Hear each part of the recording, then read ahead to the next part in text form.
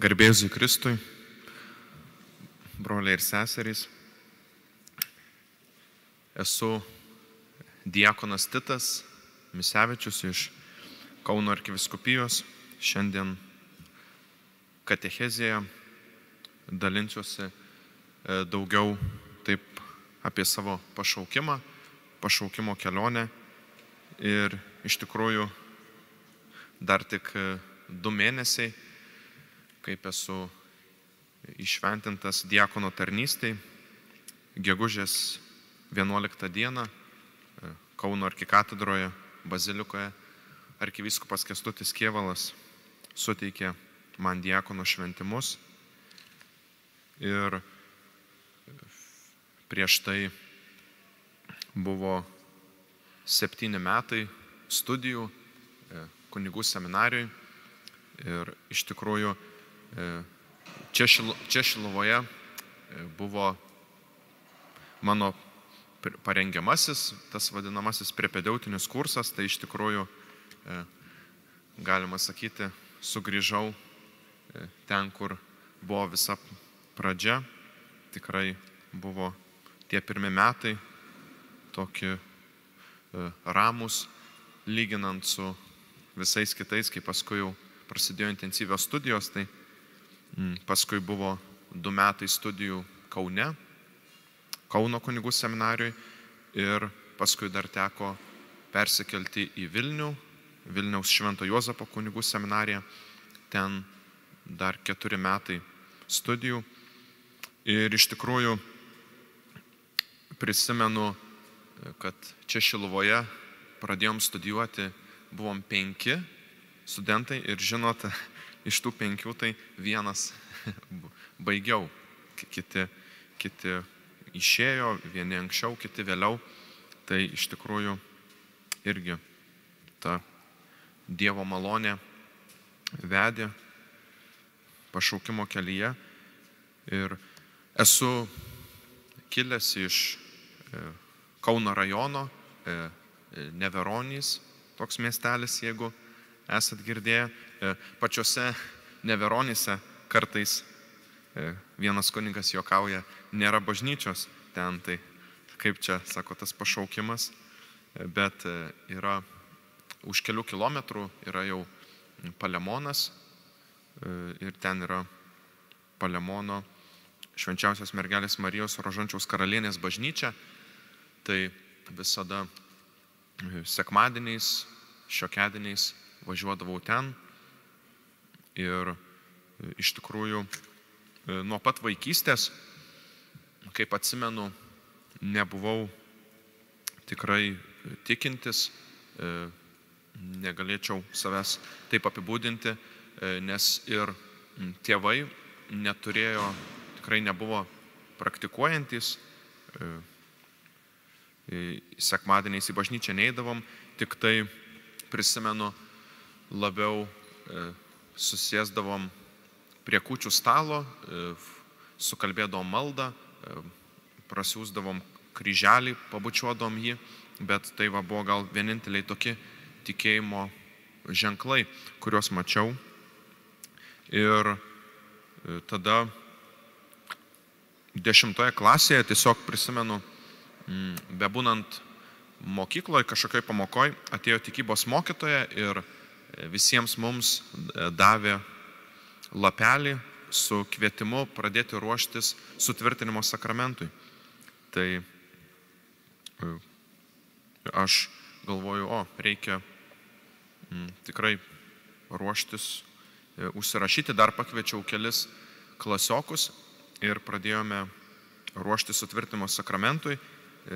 Tais pačiais metais susipažinau parapijoje su jaunimo grupe, jaunimas, kuris kiekvieną kartą į savaitę susiburdavo kažkokiom veikloms. Tai irgi papasakojo man irgi daugiau, pakviesdavo prisijungti prie įvairių veiklų. Taip pat tais metais, prisimenu, pirmą kartą nuvažiavau ten Kauno mieste, senamiesty yra Kauno arkivyskupijos toks jaunimo centras. Tai ten buvo organizuojamas alfa kursas. Alfa kursas yra tokie 10 susitikimų, kuriuose išsamiau kalbama apie, kas tai yra krikščionybė, kas yra Jėzus Kristus, bažnyčia. Tai baigiau tą kursą, daugiau įgijau tų žinių. Taigi prasidėjo ta tikėjimo kelionė ir galėčiau pasakyti, kad ir įvyko tas, iš tikrųjų, ir mano tas atsivertimas 10 klasėje, kai įtikėjau Jėzų kaip Dievą, gyvą asmenį, kuris mane myli. Pradėjau daugiau melstis, prisimenu, kad tikrai išmokau mums brangiai ir rožinio maldą. Visą laiką vienas parapijietis, toks senelis pagyvenęs, prisimenu, ateidavo 5 valandą iki mišių, ateidavo į bažnyčią, jis net turėdavo raktą nuo priekinių durų ir kažkaip ir jis ten mane pakviesdavo, sako, pasimelskim, tai taip pradėjom, melsdavomės prie tokios ten Palemono bažnyčioj, yra kairiajam šone tokia Marijos statula, tai pradėjom tikrai melstis tą rožinį ir kartais dar ten ir gailestingumo vainikėlį melsdomės, tai tikrai malda yra labai svarbi ir apskritai visame pašaukimo kelyje.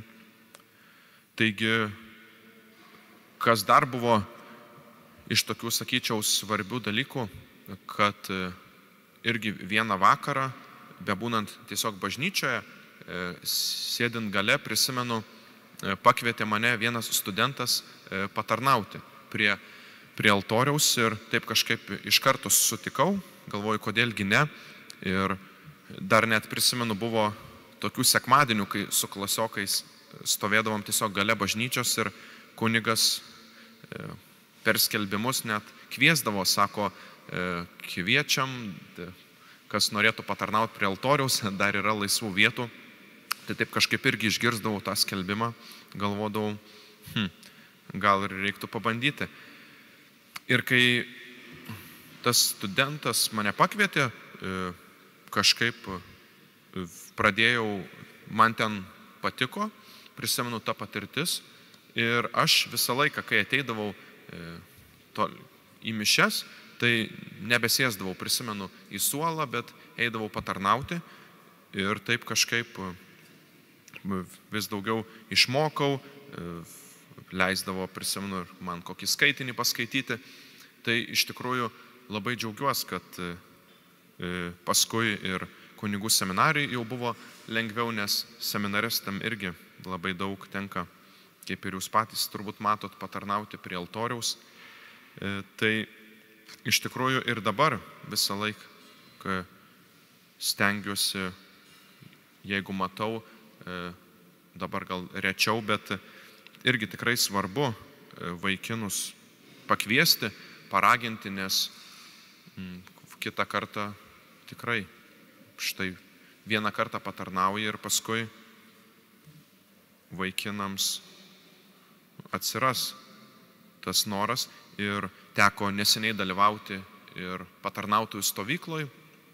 3 dienas jį vyko, taip pat mano gimtoji parapijoj Palemone, tai irgi kažkaip džiugu matyti, buvo 12 dalyvių iš įvairių parapijų, tai tikrai irgi kalbėjomės su vaikinais, mokėmės, tikrai džiugu matyti, kad yra tų jaunuolių, nes dažnai patarnautojai ir patarnautojams paskui ir ateina ta mintis apie pašaukimą į kunigystę.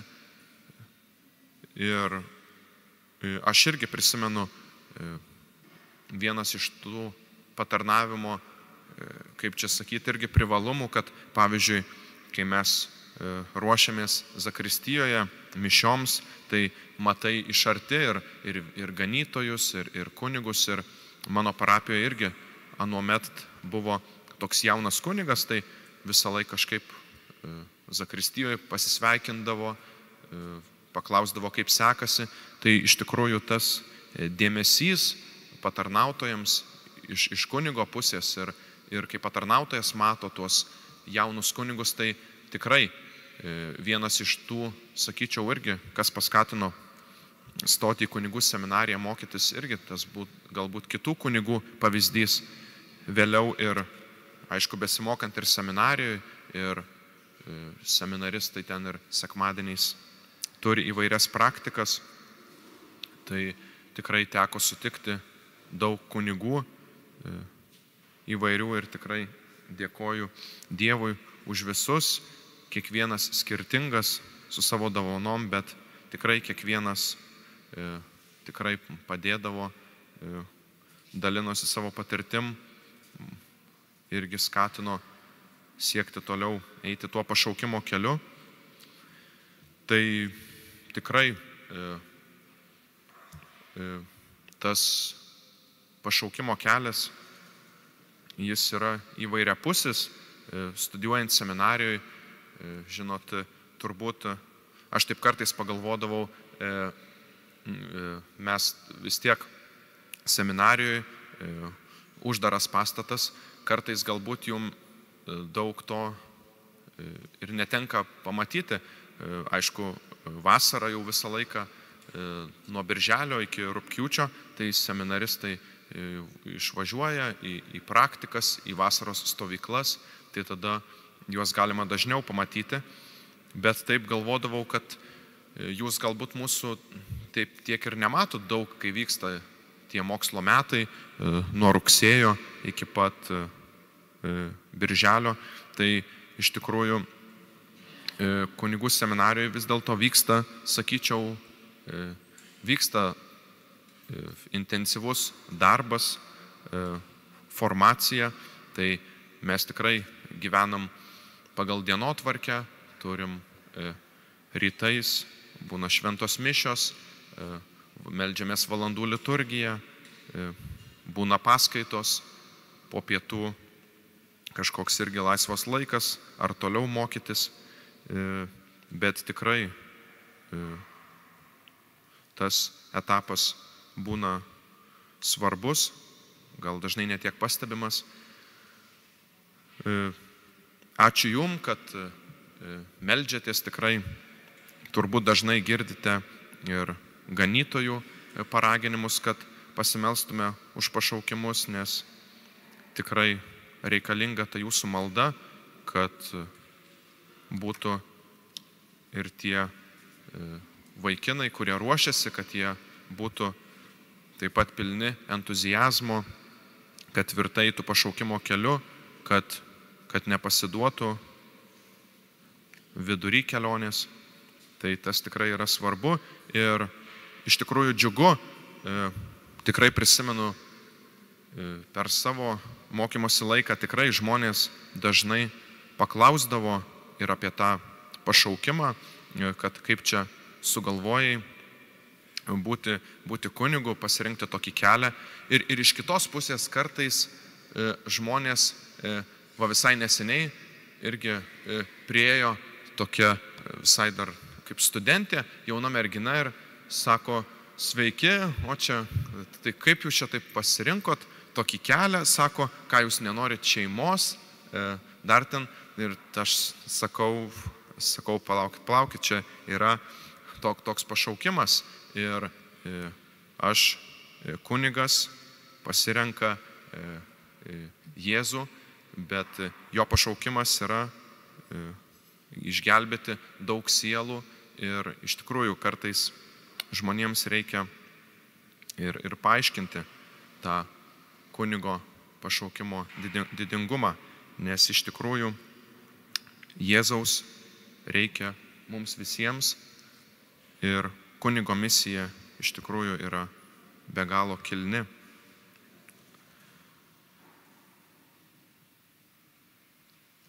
Vasarą tekdavo dalyvauti įvairiose stovyklose su jaunimu. Tai iš tikrųjų labai svarbu, galvoju, šiais laikais eiti liudyti,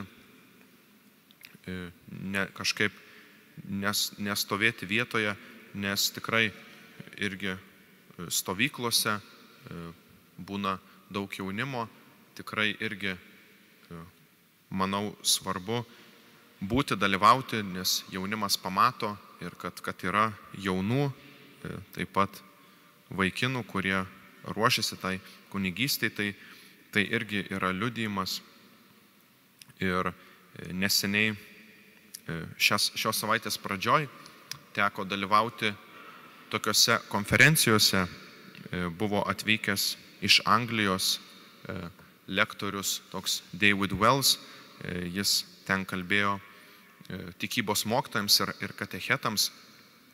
Ir mes taip pat kalbėjome apie šių laikų galbūt sunkumus mokytojams mokyklose, perteikiant tikėjimą jaunimui, bet vienas iš jo pagrindinių paraginimų tai buvo Evangelijos džiaugsmas, kad mes ypatingai kaip katalikai skleistume tą džiaugsmą, nebūtume kažkokiais, sakytume, surūgusiais veidais. Ir iš tikrųjų popiežius Pranciškus, ten lektorius ir citavo iš kai kurių enciklikų, tikrai mus skatina, jis, pavyzdžiui, Kristus Vivit dokumente jaunimui, jis tikrai skatina mus džiaugtis, nes kartais tikrai nereikia daug, gal ir ta pati šypsena, praeinant gatve,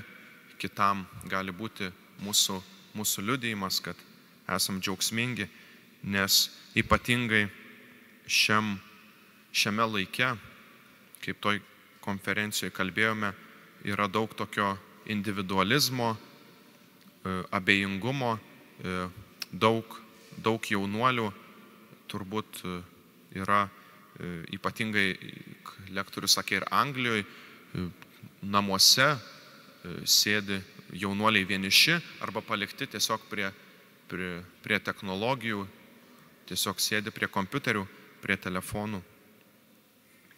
Tai tas džiaugsmas ir tas lektorius pasakojo netgi tokią patirtį iš savo patirties. Ir tai ši istorija mums galėtų irgi prabilti apie, kad Dievas veikia per mūsų silpnumą ir menkumą. Labai svarbu nepamiršti, kad kiekvienas ir mes, ir kunigai esam riboti. Tai jis pasakojo tokią istoriją, kaip jį atsiuntė į mokyklą tokią dirbti ir pasakė, kad čia mes norime tau duosime tokią klasę, kuri yra nesuvaldoma. Labai ten jinai sunkus vaikai ir jis sako gerai ir tada jis atėjo į tą klasę, prisistatė ir sako, aš tikrai noriu būti jūsų mokytojas, kad jūs manęs klausytumės. Ir jis užmiršo kažkokius dokumentus mokytojų kambarį ir jisai sako, aš tuoj grįšiu, jūs ir jis juos taip dar pagazdino, jūs būkit ramus, manęs laukit, ir jis skubėdamas išbėgo į tą mokytojų kambarį, pasėmė tos dokumentus, tada atbėga į tą klasę ir galvoja, pradarys duris, tik tai tarpelį pasižiūrėt, ką tie vaikai daro, ar jie tikrai ramus, ar triukšmauja. Ir sako, pradaro duris ir sakė, triukšmas, chaosas, vienas vaikas, trečias ten aukštas tos klasės, vienas vaikas, kitą pakabinės per langą laiko. Ir jis sako, galvoja, reikia čia kažkaip nustebint ar sudrausmint tos vaikus, išspyrė su koja duris, bet durys atsidarė ir vėl užsidarė. Ir jis galvoja, susimoviau. Tada antrą kartą įspyrė tas duris, įeina, sušaukia ant tų vaikų, ką jūs čia darot, kodėl čia triukšmaujat. Ir tada jisai suvokia, kad jis yra ne savo klasėje. Ir žiūri, kitas mokytojas stovi, bet keista, kad vyksta triukšmas, o tas mokytojas nieko negali padaryti. Ir tada jis grįžo į savo klasę ir ten papasakojo šitą istoriją tiems vaikams. Ir jis dar kartą pasakė, paprašė, kad aš tikrai norėčiau būti jūsų mokytojas, norėčiau, kad jūs mane gerbtumėt. Tai šita istorija jį pamokė, kad kartais Dievas veikia ir taip per mūsų suklydimą. Kartais atrodo, kad aš žinau, kaip turėtų, čia dabar pasakysiu, kažką pakalbėsiu, bet iš tikrųjų, kaip ir Dievo dvasia dvelkia kur nori. Tai iš tikrųjų labai buvo ta įspūdinga istorija, žinot, kai jis ten dalinosi mums jie gyvai. Taigi, šiandien tikrai irgi svarbu mums drąsinti irgi tą jaunimą. Manau, ir jūs savo aplinkoje turbūt matote tų jaunuolių, kurie galbūt galvoja apie pašaukimą. Nereikia bijoti, kažkaip kartais žmonės dažnai klausia, na tai ar čia sunku, turbūt jums ten sunku mokytis, 6 metai ten ir filosofija, ir teologija. Na tai žinot, aš visada sakau, nieko ten per daug, Dievas duoda to proto, to išminties, reikia tik tai dėti ir savo pastangas, ir melstis, ir viskas yra įveikiama. Mesgi žinome ir šventąjį Arso kleboną, kuriam ten mokslai nesisekė, tai tikrai nereikia kažkaip,